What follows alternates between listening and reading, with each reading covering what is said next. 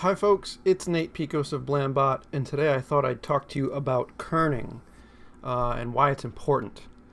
So kerning is the positive and negative space between letters, and it can really make or break a font. So I'm actually in the middle of putting together a new font here, and I've just started kerning it, so I thought we'd take a look at that in Font Lab 6. So here's this new font. It doesn't even have a name yet.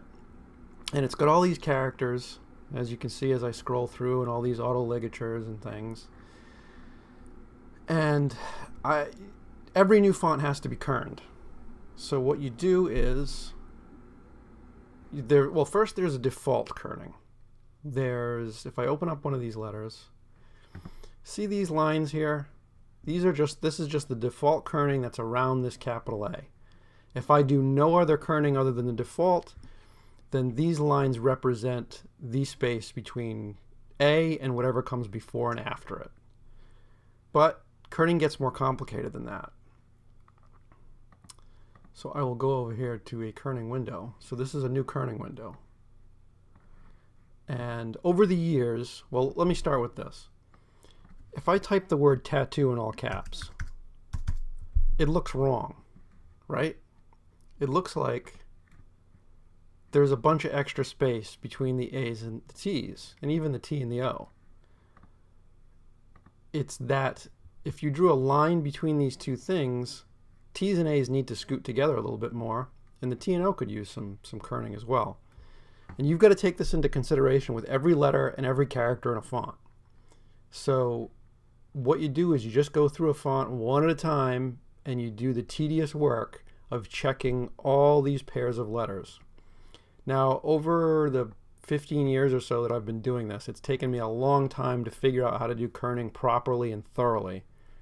But I've compiled these Word documents of long strings of every letter and symbol and character, number, everything.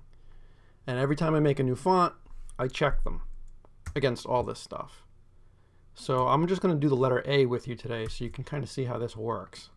And once a font is thoroughly kerned, and it takes a long time, and it's boring, and you just kind of have to go to a zen place while you do it, just to sort of not go crazy.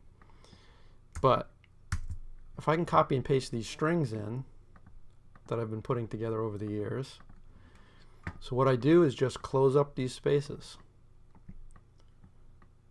And if I open this window here, you can see all these lists. And that's how you know it's working. As you do them, they'll pop up over here, and it's just a matter of dragging stuff. And there's an even further, more complicated thing called class-based kerning, which I'm not going to explain, but very handy as well.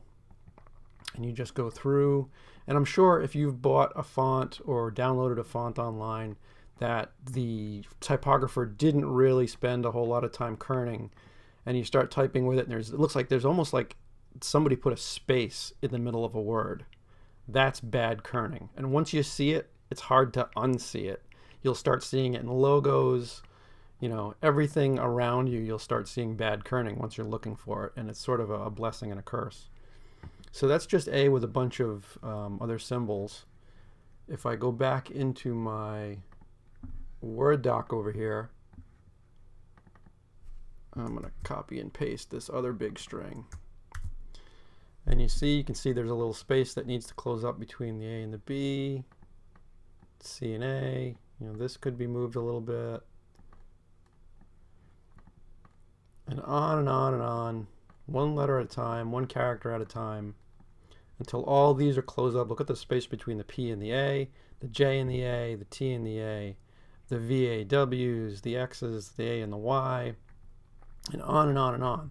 So eventually, no matter what word you type with this font, it doesn't have these ugly spacing problems. So if we retype that word tattoo, and I close it up, look how much better that looks. So that's kerning. I'll talk to you later.